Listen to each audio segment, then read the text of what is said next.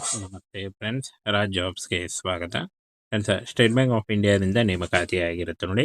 ಸಂಪೂರ್ಣವಾಗಿ ಸರ್ಕಾರಿ ಉದ್ಯೋಗಗಳು, ಸರ್ಕಾರಿ ಬ್ಯಾಂಕ್ ಹುದ್ದೆಗಳು ಹಾಗೂ ಕಾಯಂ ಉದ್ಯೋಗಗಳಾಗಿರುತ್ತೆ.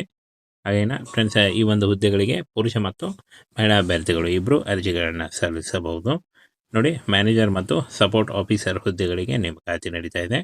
ಸ್ಟೇಟ್ ಬ್ಯಾಂಕ್ ಆಫ್ ಇಂಡಿಯಾದ 2026ರ ಹೊಸ ಸೂಚನೆ ನೋಡಿ. ಬೋತ್ ಮೇಲ್ ಆ್ಯಂಡ್ ಫಿಮೇಲ್ ಆಗಿರುತ್ತೆ. ಹಾಗೇನ ಅಖಿಲ ಭಾರತದಲ್ಲಿ ನೇಮಕಾತಿ ನಡೆಯುತ್ತೆ. ಕರ್ನಾಟಕದಲ್ಲೂ ಕೂಡ ಹುದ್ದೆಗಳಿದಾವೆ ನೋಡಿ. ಒಂದು ಕೊನೆಯ ದಿನಾಂಕದೊಳಗಾಗಿ ನೀವು ಅರ್ಜಿಗಳನ್ನು ಸಲ್ಲಿಸಬೇಕಾಗುತ್ತೆ. ಸ್ಟೇಟ್ ಬ್ಯಾಂಕ್ ಆಫ್ ಇಂಡಿಯಾ ನೇಮಕಾತಿ ಆಗಿರುತ್ತೆ ನೋಡಿ. ಒಟ್ಟು ಹುದ್ದೆಗಳ ಸಂಖ್ಯೆ 24 ಹುದ್ದೆಗಳಾಗಿರ್ತವೆ. ಇನ್ನೂ ಹೆಚ್ಚಿನ ಹುದ್ದೆಗಳಿದ್ದಾವೆ. ಕರ್ನಾಟಕದಲ್ಲಿ 24 ಹುದ್ದೆಗಳಿದ್ದಾವೆ ನೋಡಿ. ಇನ್ನು ಅಖಿಲ ಭಾರತ ನೇಮಕಾತಿ ಆಗಿರುತ್ತೆ ನೋಡಿ.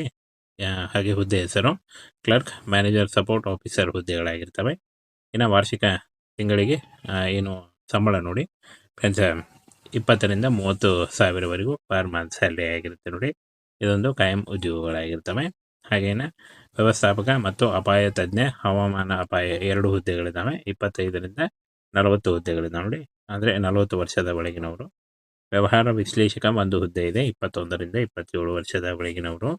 ಉಪ ವ್ಯವಸ್ಥಾಪಕ, IT ಭದ್ರತಾ ತಜ್ಞ ನೋಡಿ, ಹಾಗೂ ಉಪ ವ್ಯವಸ್ಥಾಪಕ ಉದಯೋನ್ಮುಖ ತಂತ್ರಜ್ಞಾನ 4 ಹುದ್ದೆಗಳಿದ್ದಾವೆ ನೋಡಿ. ಈ ಒಂದು ಹುದ್ದೆಗಳಿಗೆ ಆಯ್ಕೆ ಮಾಡಿಕೊಂಡು ನೀವು ಅರ್ಜಿಗಳನ್ನು ಸಲ್ಲಿಸಬಹುದು. ಇನ್ನು ಫ್ರೆಂಡ್ಸ್, ಇಂಜಿನಿಯರಿಗಳು ಹಾಗೆ ಅಧಿಕಾರಿ, ಕ್ಲರ್ಕ್ ಹುದ್ದೆಗಳಾಗಿರ್ತವೆ. ಇನ್ನು ಈ ಒಂದು ಹುದ್ದೆಗಳಿಗೆ ಅರ್ಜಿ ಸಲ್ಲಿಸಲಿಕ್ಕೆ ಎನಿ ಡಿಗ್ರಿ ನೋಡಿ, ಯಾವುದೇ ಡಿಗ್ರಿ ಹಾಗೂ MBA, MCA, MSc ಮತ್ತು BE, BTech, ME, MTech ಮಾಡಿದಂಥ ಅಭ್ಯರ್ಥಿಗಳು ಹಾಗೂ ಡಿಪ್ಲೊಮಾ ಮಾಡಿದರೂ ಕೂಡ ನೀವು ಈ ಒಂದು ಹುದ್ದೆಗಳಿಗೆ ಅರ್ಜಿಗಳನ್ನು ಸಲ್ಲಿಸಬಹುದಾಗಿರುತ್ತೆ. ಹಾಗೇನ ಫ್ರೆಂಡ್ಸ್ ನೋಡಿ, ಈ ಒಂದು ಹುದ್ದೆಗಳಿಗೆ ಆಫಿಷಿಯಲ್ ವೆಬ್ಸೈಟಿಗೆ ಹೋಗಿ ಆನ್ಲೈನ್ ಮೂಲಕ ನೀವು ಅರ್ಜಿಗಳನ್ನು ಸಲ್ಲಿಸಬಹುದು. ವಯೋಮಿತಿ ಕೂಡ ಇರುತ್ತೆ ನೋಡಿ. 18ರಿಂದ 30 ವರ್ಷದ ಒಳಗಿನವರಾಗಿರಬೇಕಾಗತ್ತೆ.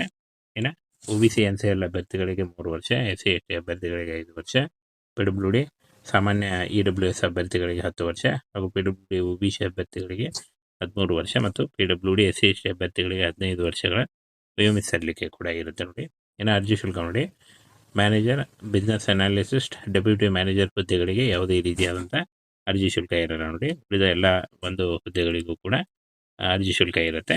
ಸಾಮಾನ್ಯ EWS OBC ಅಭ್ಯರ್ಥಿಗಳಿಗೆ 750 ರೂಪಾಯಿ, SC ST PWD ಅಭ್ಯರ್ಥಿಗಳಿಗೆ ಯಾವುದೇ ರೀತಿಯಾದಂಥ ಅರ್ಜಿ ಶುಲ್ಕ ಇರಲ್ಲ. ಪಾವತಿ ಮಾಡುವ ವಿಧಾನ ಆನ್ಲೈನ್ ಮೂಲಕ ಇರುತ್ತೆ ನೋಡಿ. ಹಾಗೆ ಆಯ್ಕೆ ಪ್ರಕ್ರಿಯೆಯನ್ನು ನೋಡೋದಾದರೆ ಕಿರುಪಟ್ಟಿ, ಸಂದರ್ಶನ